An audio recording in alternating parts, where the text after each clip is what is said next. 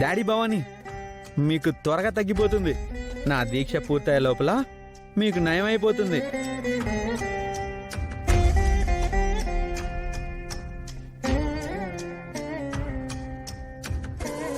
ఈ దీక్షే కాదు, నువ్వు ఎన్ని దీక్షలు చేసినా ఆయన లేవడో లేవనివ్వను.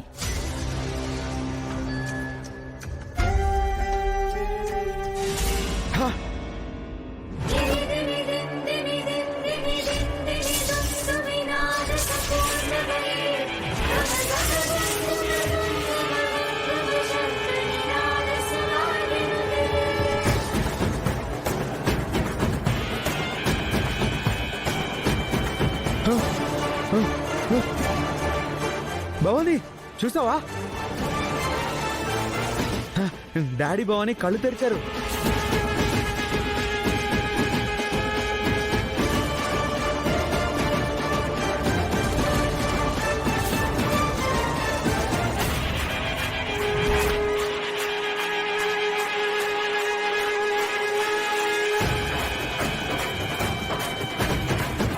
అవును భవాని, మీ నాన్నగారు రెప్ప వేశారు.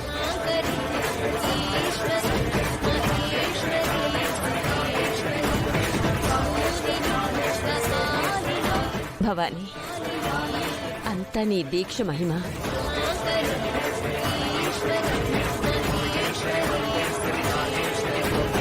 మీరు చెప్పినట్లు ఈ దీక్ష అయిపోయే లోపల మీ డాడీ లేచి కూర్చుంటారు.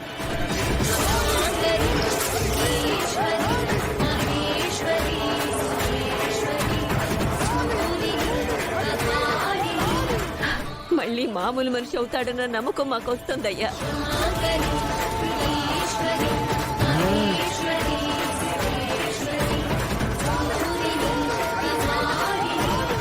బామ్మగారు, భవానీ ఆ మాల మా అక్క వల్లే వేసుకున్నారు అని చెప్పారు కదా, ఇప్పుడేమంటారు?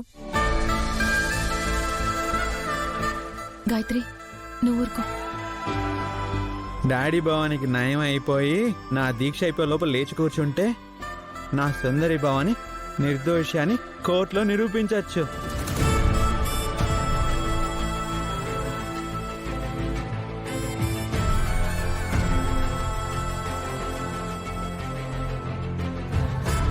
ఎందుకంటే డాడీ భవానికి తెలుసు ఆయన ఆ రోజు గాయపరిచింది సుందరి కాదు అని ఆయన నోటితో చెప్తారు.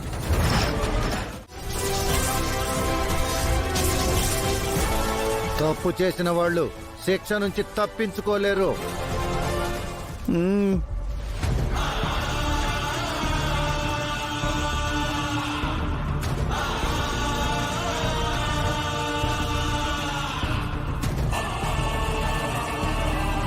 అక్క, 2 రోజుల్లో నీకు శిక్ష పడుతుంది.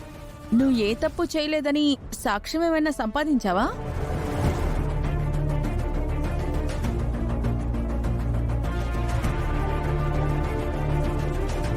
అబద్ధపు సాక్ష్యాలెన్ని పుట్టించినా చివరికి నిజమే గెలుస్తుంది.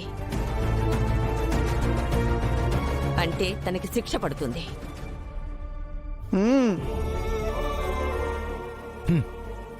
అవును బామ్మగారు, నిజమే గెలుస్తుంది. అందులో మా అక్క ఏ తప్పు చేయలేదు అని నిజం కూడా మీ అందరికీ తెలుస్తుంది.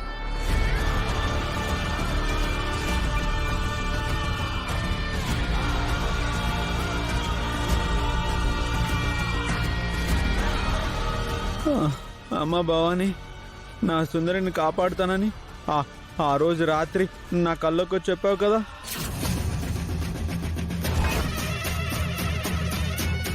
నీకు నిష్ఠగా పూజ చేస్తున్నాను.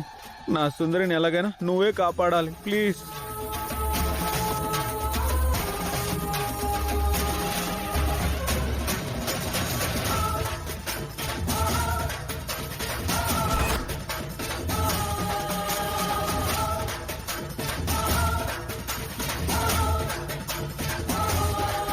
అత్తయ్య, అత్తయ్య,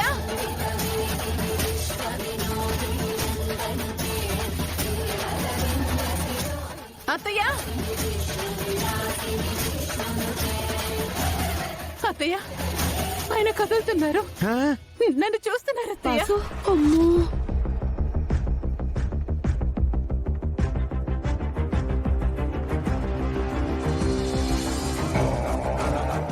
వాసు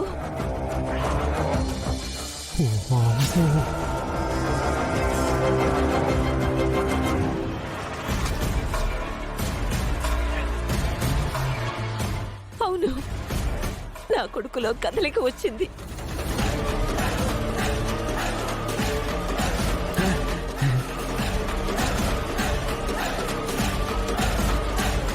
భవానీ